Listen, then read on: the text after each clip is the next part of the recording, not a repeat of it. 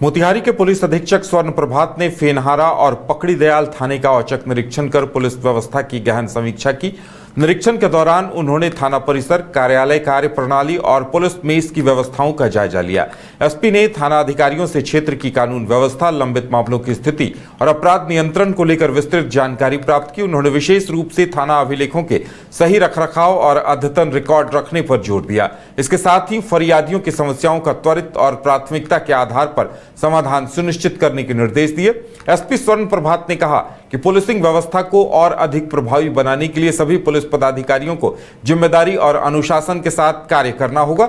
उन्होंने ये भी स्पष्ट किया कि जनता को समय पर न्याय और सहायता मिलना पुलिस की प्राथमिक जिम्मेदारी है, इसलिए किसी भी प्रकार की लापरवाही बर्दाश्त नहीं की जाएगी। निरीक्षण के दौरान उन्होंने पुलिस कर्मियों से संवाद कर उनकी समस्याओं को भी सुना और बेहतर कार्य वातावरण सुनिश्चित करने का आश्वासन दिया।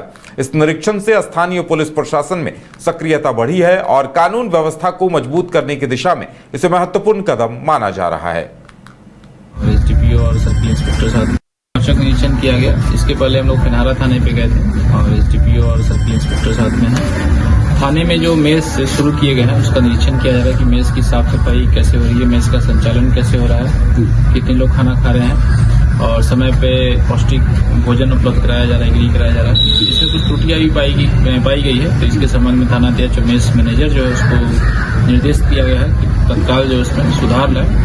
और इसके अलावा जो है कुछ बाइक के चोरी की घटनाएं हुई थी पकड़ी दयाल थाने में और इसमें एक बहुत ही कुख्यात चोर जो है वो पकड़ा कर गया है और इस संबंध में जो है घटनाओं में कमी आई है। तो इस संबंध में निर्देश दिए गए हैं कि जितनी भी पूर्व की घटनाएं हैं उसमें इसकी संलिप्तता की जांच करें। और बाइक चोरों पर हम लोग कड़ी कार्रवाई कर रहे हैं। पिछले 3-4 महीने से लगातार अभियान चलाया जा रहा है और इसमें काफ़ी कमी भी आई है।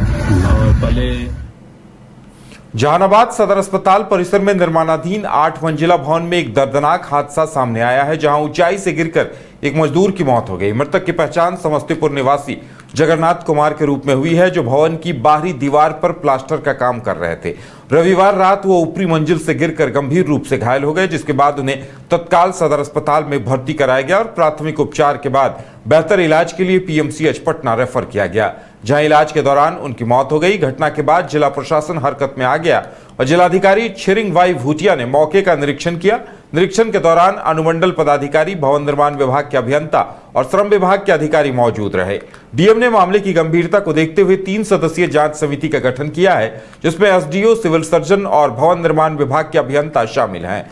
समिति को 3 जुलाई तक अपनी रिपोर्ट सौंपने का निर्देश दिया गया है। अधिकारियों ने बताया कि यदि जांच में लापरवाही पाई जाती है तो संबंधित लोगों पर सख्त कार्रवाई की जाएगी और मृतक के परिजनों को नियमानुसार मुआवजा दिया जाएगा।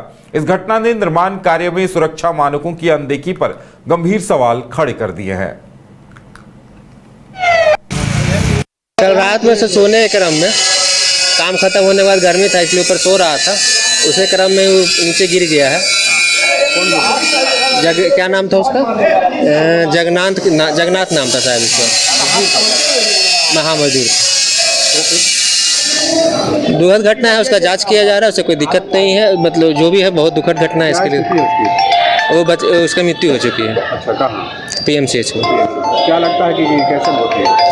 मौत उसकी लापरवाही, अपनी खुद की लापरवाही उसकी भी थी कि रात में उसको जाना नहीं चाहिए ऊपर में, जबकि सारा चीज़ अवेलेबल है। पंखा से लेके सारा चीज़ हम लोग को खुद अवेलेबल सेट देते हैं। वर्कर लोग सब स्टेटमेंट आप ले लीजिएगा, सारा अवेलेबल चीज़ हम देते हैं। तो ऊपर छत में जाने की कोई ज़रूरत ही नहीं थी। डीएम साहब आए थे क्या?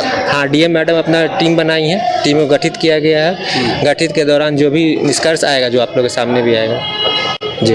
इसके पहले भी हादसा हुआ है? हाँ, पहले हादसा हुआ था, लेकिन हम लोग का सेफ्टी नेट और सेफ्टी जाली ने उसे बचा लिया था, क्योंकि वह काम के दौरान हुआ था। ये काम के दौरान तो था नहीं। ये 10:45 में शायद ये घटना हुई है रात में। हाँ, मुझे सुनने में मुझे पता चला कि करीबन 15 दिन पहले भी 2 लेबरर गिर के उनका इंजरी हुआ था। तब मैं यहाँ पर ज्वाइन नहीं की थी, लेकिन दुख की बात यह है कि कल रात को भी एक घटना घटी है। एंड सबसे दुखजनक बात यह है कि जो लेबर कल गिरा है उनका डेथ भी हो गया है वो। लेकिन अब यही है कि जो उनको मुआवजा मिलना चाहिए वो हम लोग त्वरित तरीके से प्रोसेस करेंगे। मैं यहाँ पर लेबर डिपार्टमेंट का लोग भी है, वो तो विभाग का काम है, वो नेसेसरी चेकलिस्ट अगर वो सेटिस्फाई कर रहा हो तो जो अनऑर्गेनाइज लेबर्स के लिए जो 4 लाख मिलना है वो तो हम लोग तुरंत प्रोसेस कर देंगे। उसके साथ साथ ही मेरा मैनेजिंग डायरेक्टर BMSICL के साथ भी बात हुआ है, जो एजेंसी को उन लोग का लैप्सेस के लिए देना होगा कॉम्पनसेशन। मोतिहारी पहुंचे लोजपा रामविलास के प्रदेश अध्यक्ष राजू तिवारी ने 2027 में होने वाले 5 राज्यों के विधानसभा चुनाव को लेकर बड़ा राजनीतिक बयान दिया है। उन्होंने कहा कि अगले महीने से पार्टी के राष्ट्रीय अध्यक्ष चिराग पासवान इन 5 राज्यों का दौरा शुरू करेंगे और संगठन को मजबूत करने के लिए व्यापक रणनीति तैयार की जाएगी। राजू तिवारी ने कहा कि पार्टी यूपी समेत सभी राज्यों में मजबूती से चुनाव की तैयारी करेगी और इस बार अकेले चुनाव लड़ना है या गठबंधन के साथ, इसका निर्णय समय आने पर लिया जाएगा। उन्होंने कहा कि लोजपा पहले भी कई राज्यों में अकेले और कई जगह गठबंधन के साथ चुनाव लड़ चुकी है, इसलिए परिस्थितियों के अनुसार फैसला किया जाएगा। राबड़ी आवास खाली किए जाने के मुद्दे पर उन्होंने कहा ये एक प्रशासनिक प्रक्रिया थी और इसमें किसी तरह का हंगामा नहीं होना चाहिए। वहीं भरत तिवारी एनकाउंटर मामले पर प्रतिक्रिया देते हुए उन्होंने कहा कि विपक्ष के पास कोई मुद्दा नहीं बचा है और इस मामले में न्यायिक जांच चल रही है, इसलिए दोषियों को किसी भी हाल में बख्शा नहीं जाएगा। इस दौरान उन्होंने पार्टी के संगठन विस्तार और आगामी चुनावी रणनीति को लेकर भी कई अहम संकेत दिए। रिटायर्ड हाई कोर्ट के जज से तैयारी कर रहे हैं हम लोग भी। हमारे भी मान लीजिए 2 नागालैंड में विधायक हैं, 1 झारखंड में विधायक हैं। हमारा यूपी में भी तैयारी ज़बरदस्त हमारे पार्टी के तरफ से हो रहा है और हमको लगता है कि वहाँ पर हमारा संगठन के लोग बहुत मेहनत कर रहे हैं। हमारे नेता आदरणीय चिराग पासवान जी का भी कार्यक्रम आने वाले समय में लगने वाला है, जैसा कि हमारे नेता बता चुके हैं। तो पार्टी चुनाव लड़ने के मूड में है और हमको लगता है चुनाव लड़ेगी। गठबंधन में लड़ेंगे या स्वतंत्र? अब आने दीजिए समय। अभी देखिए जब तक आचार संहिता नहीं लगेगा और गठबंधन में क्या बनेगा। हम लोग झारखंड में तो NDA गठबंधन में लड़े थे ना, और नागालैंड में अकेले लड़े थे। तो आने दीजिए समय। यूपी में जैसा समय आएगा हम लोग NDA में हैं। अगर NDA में बात बनेगी तो NDA में लड़ेंगे। अब उसका निर्णय हमारे नेता आदरणीय चिराग पासवान जी लेंगे। चूक हुई है अब तो मामला मान लीजिए हम लोग के मुख्यमंत्री सम्राट चौधरी जी इसको रिटायर्ड हाई कोर्ट के जज से करा रहे हैं और हाई कोर्ट के जजों ने विजिट कर दिया है।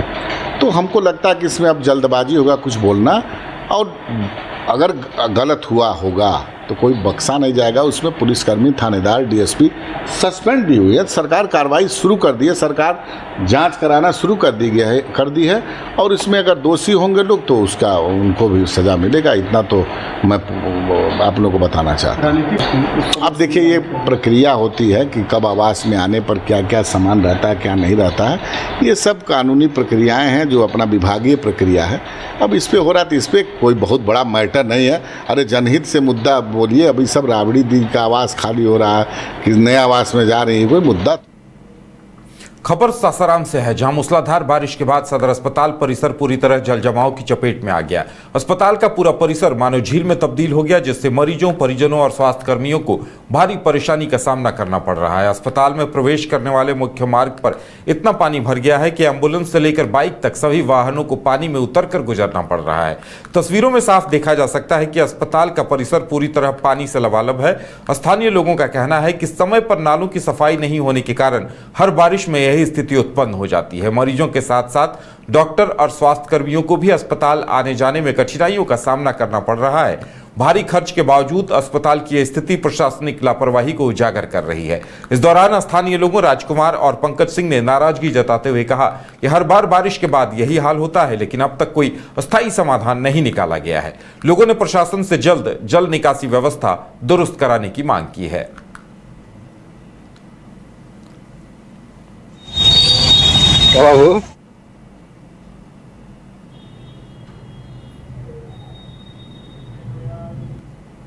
घर रहने का मकान भर नहीं, ये खुशियों की तिजोरी है। दरवाजे पर दस्तक देता पड़ोस, खिड़कियों से उमड़ आता आसमां, तारों में उलझी ऐसी ना जाने कितनी दास्तां। कहती हैं चले डायमंड सिटी, एक सफर हम सफर के साथ अपने घर तक।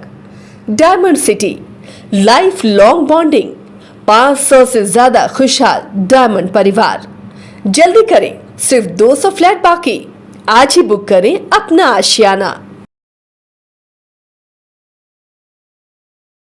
क्रिकेट के विश्व मंच पर छा रही हैं रांची की प्रतिभाएं। इन प्रतिभाओं को संवार रहा है जेके इंटरनेशनल क्रिकेट एकेडमी। अनुभवी कोच की देखरेख, सुविधाओं से लैस जेके क्रिकेट एकेडमी अनुशासन और आत्मविश्वास का विश्वास भरा सफर।